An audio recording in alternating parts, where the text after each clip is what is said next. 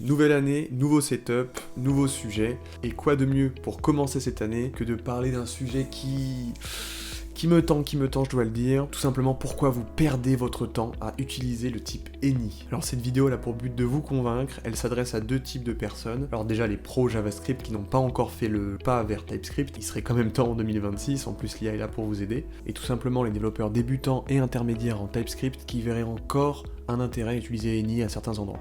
Pour avoir travaillé avec quelques développeurs TypeScript et également voir les posts sur LinkedIn qui passent sur le sujet, je pense qu'il est temps de montrer une bonne fois pour toutes que vous perdez votre temps. Mais avant ça, il faut qu'on fasse un petit point historique parce qu'en réalité TypeScript commence à être pas tout jeune et on oublie un petit peu l'essence d'où il vient. À la base, TypeScript ça a été fait pour rendre plus robuste JavaScript parce que plein d'applications en dépendaient et chez Microsoft, c'était tellement important qu'ils en ont créé un langage. Et donc forcément là, toutes les bases de code étaient en JavaScript pur, y compris les dépendances de votre code. Donc même si vous avez l'idée de créer un projet TypeScript, et ben ce que vous allez importer n'est pas typé, vu que tout l'écosystème ne pouvait pas se mettre à jour. C'est donc dans ce cadre que le Any a été très important, pour pouvoir migrer progressivement toute une base de code JavaScript en base de code TypeScript. Et si malheureusement vous utilisez une librairie qui n'était pas compatible, ça vous renvoyait un Any. Et donc avec cette manière, JavaScript et TypeScript pouvaient cohabiter. Bon, où est-ce qu'on en est aujourd'hui ?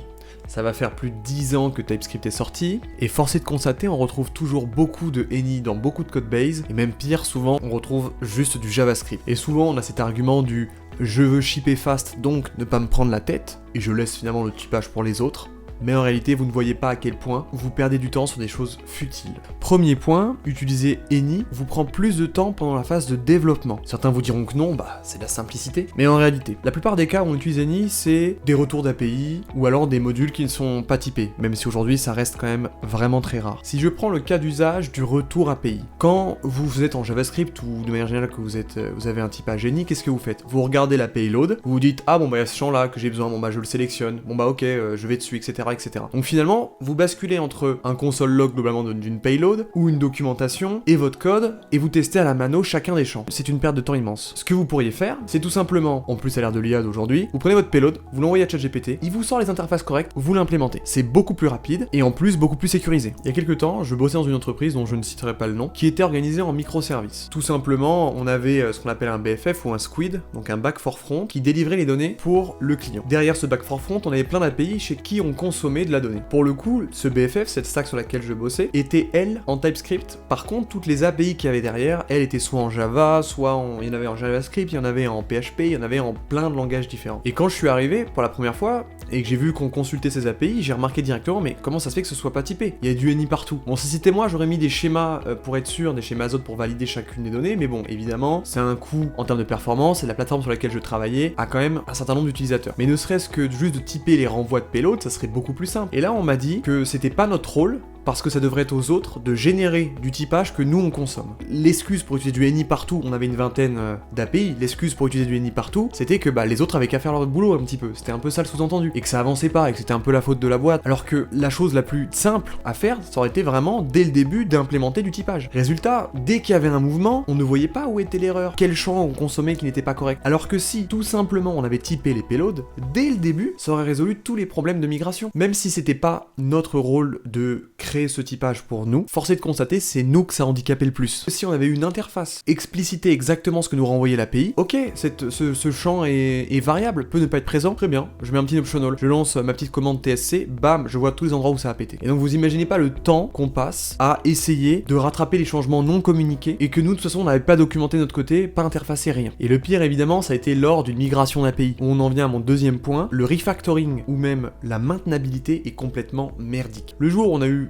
besoin de faire cette migration parce qu'on changeait d'API, de version d'API, ça a été la catastrophe. Impossible de savoir quel champ on consommait, impossible de savoir quel champ on avait vraiment besoin, parce qu'en plus on avait évidemment un espèce de code spaghetti énorme, et donc vous n'imaginez pas le nombre de temps qu'on a perdu pour rien du tout.